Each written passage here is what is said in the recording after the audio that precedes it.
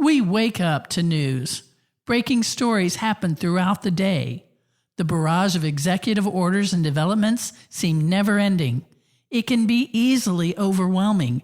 Anybody feel that way? Beloved, that actually may be their goal.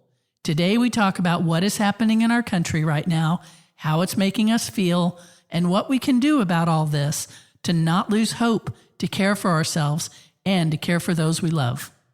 Would it be okay if I were to tell you that I am afraid someday? So I call you up and you call me down. Would it be okay? Well, hello and welcome to the FreedHearts podcast. My name is Robert Cottrell and I'm here as always with Susan Cottrell. Hi there. Hi. I'm so glad you say the same thing every time.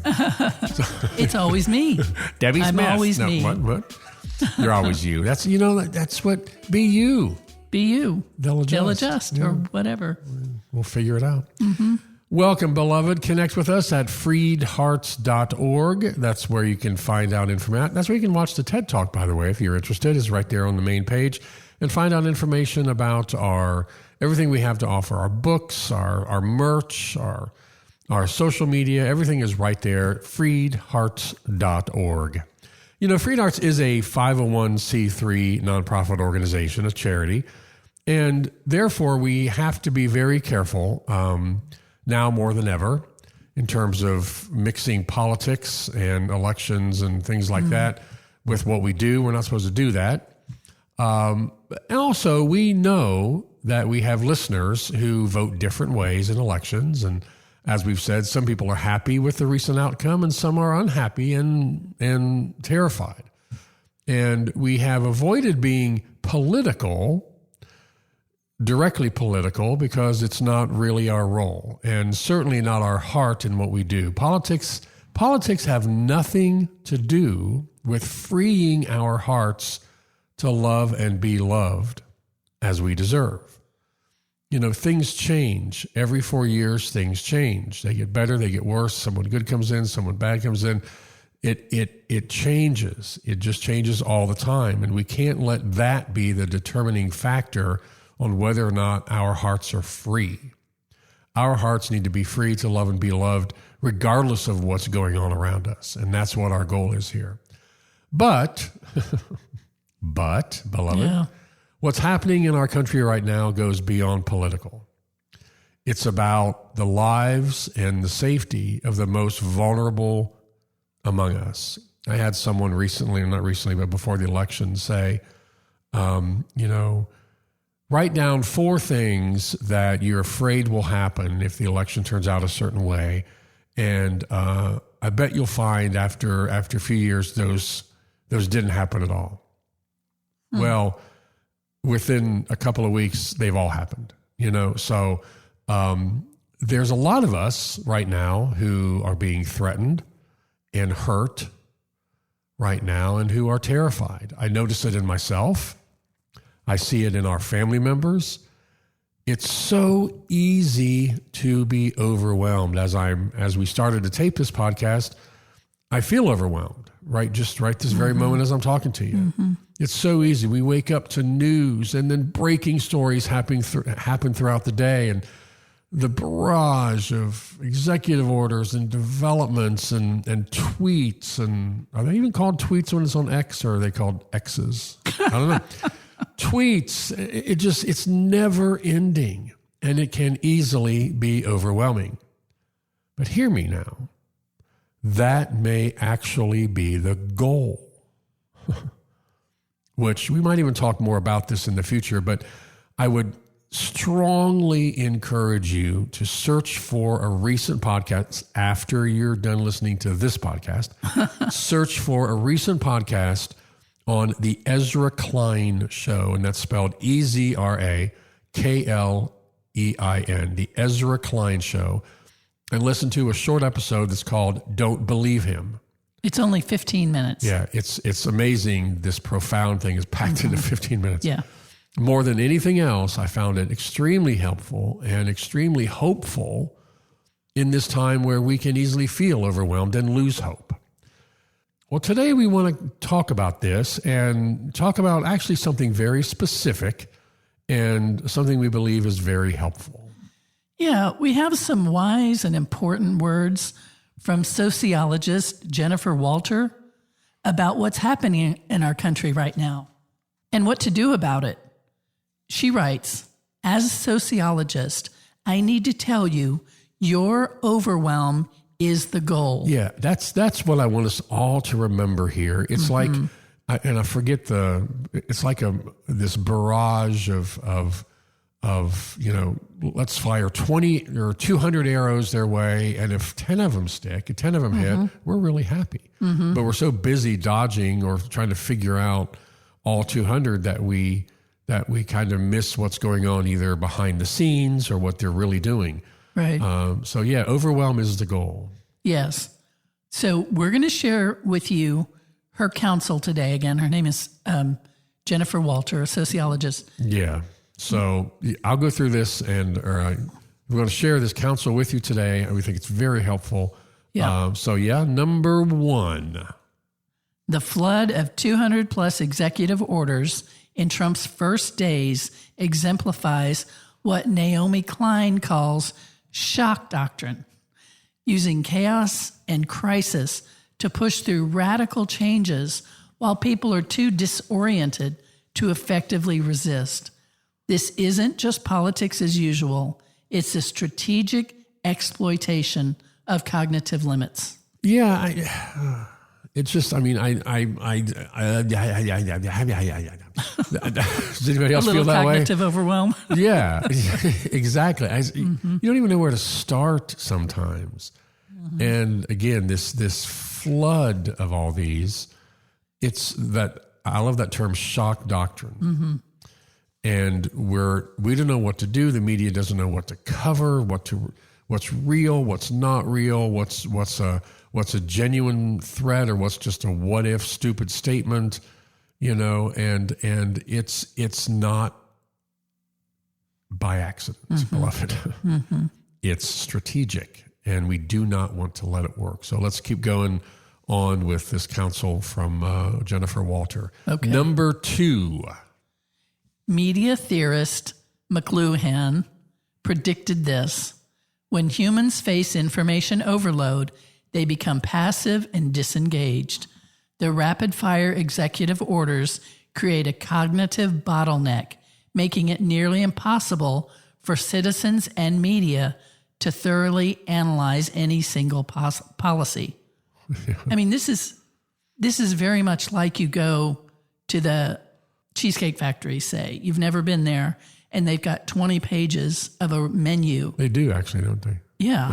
And you're like, I don't know, I'll just get a burger. You have no idea what to get because there's so much to take in, you can't even process it all. Yeah. No offense to Cheesecake. It's just a common, kind of reference. I do like Cheesecake Factory. Yeah.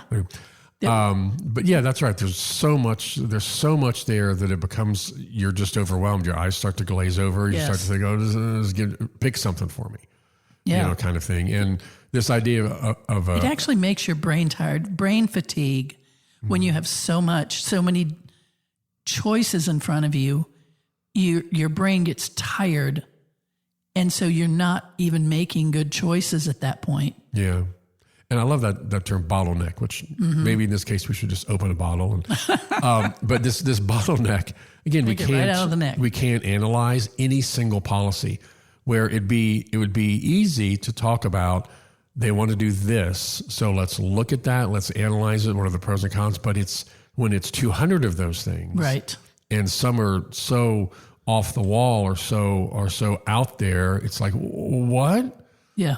And we're stuck. So let's keep going. Number 3. Agenda setting theory explains the strategy. When multiple major policies compete for attention simultaneously, it fragments public discourse. Traditional media can't keep up with the pace, which leads to superficial coverage. Yeah, this is just what we've been saying here, that the media doesn't know what to cover, can't go in depth on any of the stories because there's so many things to cover. I feel like if there was a big protest held tomorrow and you ask someone, what are you protesting? Everything. I don't know. Or you might get 50 answers from 50 different people who are impacted in 50 different ways by 50 different executive orders. Yeah. You know what I mean? And that's difficult to handle. You remember the old newspaper? It's it's news printed on a paper that was delivered to your door. A newspaper, the saying always was, all the news that's fit to print. Or they would say, all the news that fits, we print. Yeah. And they only had so much space. They couldn't make it the size of a telephone book. That's something that used to also get delivered to the door. Geez, these are old references, but a lot of you know what I'm talking about. They couldn't make it 5 inches thick.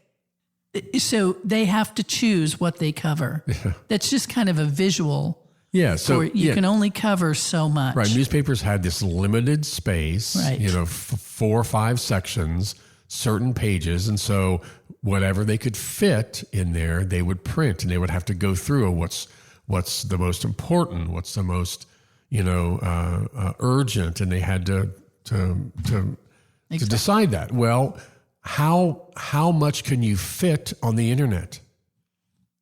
Yeah. Everything. Right. There's no limit to it now. But how much, we still have our brains, how much can you process? Yes, exactly right. And you can't process it all. So what is, there was, again, remember Harrison Ford or Indiana Jones hiding that thing that he found that the government wanted. He hid it in a box, in a warehouse full of boxes. They were never going to find it. Never going to find it. So that's my analogy. Sounds a little bit like your Jeopardy answer was coming up there. The thing. That thing. Yeah, that. So, and we this episode is called How Not to Be Overwhelmed. We're not getting to that part yet, but we promise we will. So what is the overall result of what we just talked about? And that's a weakened democratic oversight. We can't oversee what's going on because we don't even know what's going on. We can't process it. And reduce public engagement. People become overwhelmed. So what do we do now? What do we do? How can we respond to care for ourselves, to care for our hearts, to have an impact, and to care for those we love? So let's go through 5 steps here. So Number 1. Set boundaries. Pick 2 to 3 key issues you deeply care about and focus your attention there. That's really good. You can't track everything. That's by design. Impact comes from sustained focus, not scattered awareness. Yeah, I love that. Pick 2 or 3 key issues that you deeply care about and really focus on going deep on those issues. That's really, really good. Really good. Number 2. Use aggregators and experts. Find trusted analysts who do the heavy lifting and of synthesizing all the information.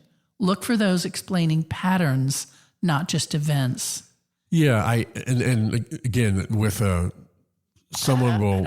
I don't have the time or the wherewithal. Excuse me for interrupting. To sort any of this out. Yeah. So I want to find trusted aggregators and experts who will do it. Yeah. And someone will make a tweet or a speech or an executive order, which is oftentimes just a statement of belief or request. Mm-hmm. And we respond as if it's real and true. As if it's law. Again, that's what that Ezra Klein episode will really help you understand. So there were 3 or 4 of these things that came on one particular day, probably in one 60-second period in one particular day. And I decided and I went to Snopes, which is Snopes, Snopes.com. You guys know Snopes? Yeah. It's a great site to sort through what's real and what's fake news. And 3 of the 4 were just made up, and it was like, and they were quotes, and they were breaking news, this, and it's like, man. So yes, use the experts, find trusted analysts and sources who will go in and do that deep, heavy listing for you. Mm-hmm. So yeah. Okay, number 3. Remember, feeling overwhelmed is the point. Remember, that's what we read in the beginning from the sociologist. Feeling overwhelmed is the point. When you recognize this, you regain some power. Take breaks, process. This is a marathon. This is a decathlon. Yeah, it hasn't even been, it's been about a month or so. And to help sort through when we can regain that strength, regain some power, we can sort through what are the chaos making statements, the empty threats, the what ifs versus the policies that are being voted on, things that are actually happening, and we can really regain our power. And that's really good. Take breaks, process this, turn to the experts, slow down in your responses, especially online. It is a marathon. Yeah. So, number 4. Practice going slow. Practice going slow. Not that kind of slow. Oh, okay. But wait 48 hours before you react to new policies. That is so anti-current social media, isn't it? Yes. Good God. I mean, something happens and my feeds are just full of that. Right. Just full of it immediately. Yeah. And news is a business. News needs to be consumed for them to survive. Yeah. On both sides of the news, whatever, stations you listen to, it happens everywhere. The goal is to get you to click. Yeah. Ever since news went from being a nonprofit part of a network to a for-profit part of a network, it's all about the viewers and the listeners and the clicks. So the headlines will be extreme and will be scary and, oh my God, breaking news, and or you won't click. So everything happens so quick, and that's just the news. Social media and your friends and the algorithms will feed this to you so fast. Yes. And that the urgent things that sound urgent cloud what's really important. They obscure your view from what's really important. And initial reporting often misses context. Yeah. We share some things in here that sometimes we've ruminated on for quite some time. Yeah. Because it's deep and it's nuanced and it's layered, and you don't get that with rapid fire attack. And just imagine this. I mean, if you're a reporter or even just someone on social media that's posting about these things, and at 9 a.m. some sort of breaking news comes out, an executive order, a tweet, a statement, a speech, whatever, and you think, oh my gosh, it's huge. And it is. It's disturbing. It's a big shift or a big idea or a horrible idea, whatever it is. And then at 10 o'clock, the same thing happens about something new. How much time did you have to go into depth and to go into the context, the deep reporting in that? You don't. You know what I mean? So, okay, so let's review again. Number 1 was set boundaries. Number 2 was use the experts. Yep. Number 3 was realize that you're overwhelmed, kind of name it and take back some power. And that you're meant to be. Yeah. They want you to be. Yep. Number 4, practice going slow. Wait 48 hours before reacting to new policies. And again, I use the word policies lightly because we assume something's a policy when it could just be a thought. It's just a statement. Yeah. Yeah. So finally, number 5, and this is what we are always been about, but number 5 is build community. Yeah. Share the cognitive load. Different people track different issues. Network intelligence beats individual overload. Yeah, there are some issues where I will always default to our child Ash and their spouse Elle upstairs because I know they really track certain things. So I don't want to give away, but if that's a trusted source for me, I don't have to take that on. I know they do, and I do, and I do trust them because I know that they're very thorough on things. So build community. You're not in this alone. And remember, they want you scattered. They want you scattered. And your focus is your resistance. That's good. So all these executive orders and developments and threats and speeches, it's part of the goal to overwhelm us with chaos and often fake crises to push through radical changes by disorienting people so they can't effectively resist. It's strategic. It's strategic exploration to push through our cognitive limits, to push us beyond our limits. And that's why so many of us feel the way we feel right now. This is the strategy. It's human nature to become disengaged and passive when we're faced with information overload, to suppress our thoughts, our voice, our desire to resist. You know, you got pages of choices. You just say, I'll get a burger. That's just how it is. But I, for one, will not allow this to happen. I won't be passive. I will not disengage. I will not comply. I will be the voice that speaks for all of us. I will not be silent. We will not be silent. Yep. Yeah, because we need community. We have community, being together, supporting each other. That's what we have together. Don't isolate, because to isolate is tantamount to giving up. And they always talk about the one ember that rolled away from the fireplace, right? And then it burned. Christians will tell you that just before they push you away. So don't roll away on your own. Now's the time to discover what community is and press into it. Safe, good community.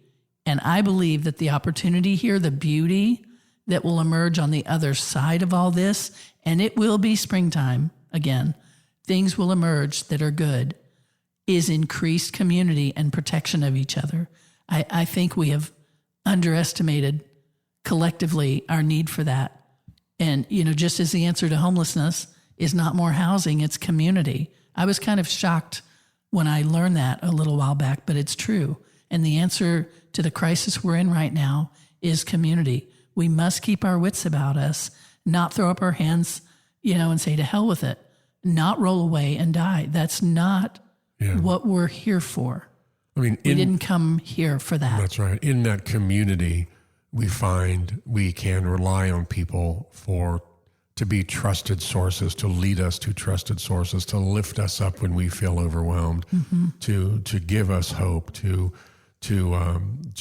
give us a way that we can feel that we're having a difference as we lift up somebody else, so we don't feel just completely, you know, at the effect of all of this. So I want to finish up today with these words from our friend Chris Kratzer. He wrote this: speaking to those who have taken over the levers of power for their own gain. And I've just said the levers of power. I thought you said the lovers of power. It's both. Yeah, it is both. Indeed. But the bottom line there is for their own gain. And don't miss that, beloved, in all this. And here's what Chris has to say to the people. He's writing this to the people who are attacking us, our children, attacking those we love, attacking things we care about. So he says, don't think for a minute that you're winning. Just because you see me frightened, just because you see me angry, just because you see me overwhelmed, just because you see me panic, just because you see me breaking, don't think for a moment that you're winning. All your shock and awe, or all your brutality, all your dismantling of the things and people you hate, all your cruelty for the sake of being cruel.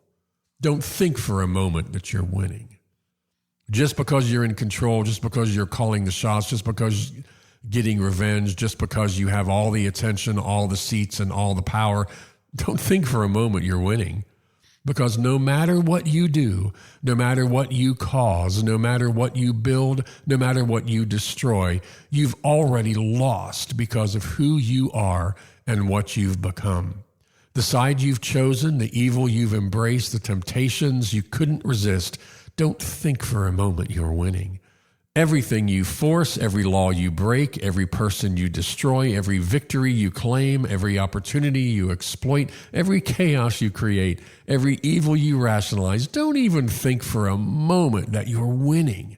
Because what you see in me, the tears, the anxiety, the pain, the fear, the frustration, the crying, the mourning, the disgust, the discouragement, the raging, the resisting, the protesting, my jaw dropping, my heart breaking, my life scrambling, my middle finger raising. That's what love looks like when it endures injustice, hatred, and evil. Because everything you count as weakness is actually strength.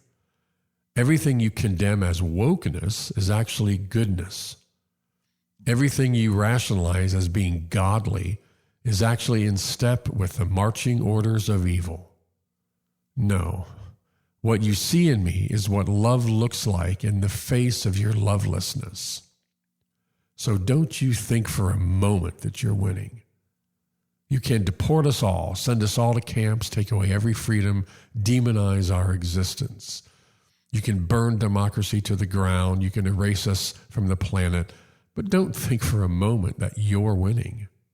Because everything you do, everything you are, everything you've become, everything you touch, the game is already over. The test has already been taken. The score has already been posted. The grade has already been given. Everything you say, every decision you make, every answer you give screams to the world, you're the one who's lost. God knows it. History will tell it. Before you ever started, without even realizing it, God gave the exam. God saw the game. You had choices. You made a choice. And because of what you've become, because of who you are, don't think for a moment that you're winning. You've already lost. Ooh, thank you, Chris, for that. Beloved, next week we're going to talk about how we're being gaslighted in all of this and how best to respond to that. We love you, beloved. We love you. We love you. We love you. Stay together. Stay hopeful. Yes. We'll talk to you next week. Bye. Bye.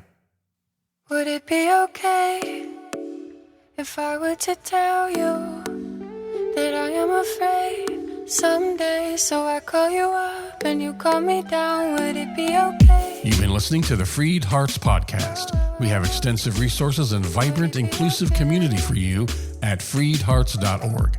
Please just come say hello. If you have questions, comments, or suggestions for the podcast, just email us at podcast@freedhearts.org. Audio engineering is provided by Luke Johnson. The music is provided by our daughter, Hannah Cottrell, who is Grammy nominated. You can find out more about her and her music at hannahcottrell.com. Please share, subscribe, and follow on your favorite platform, and support us if you can.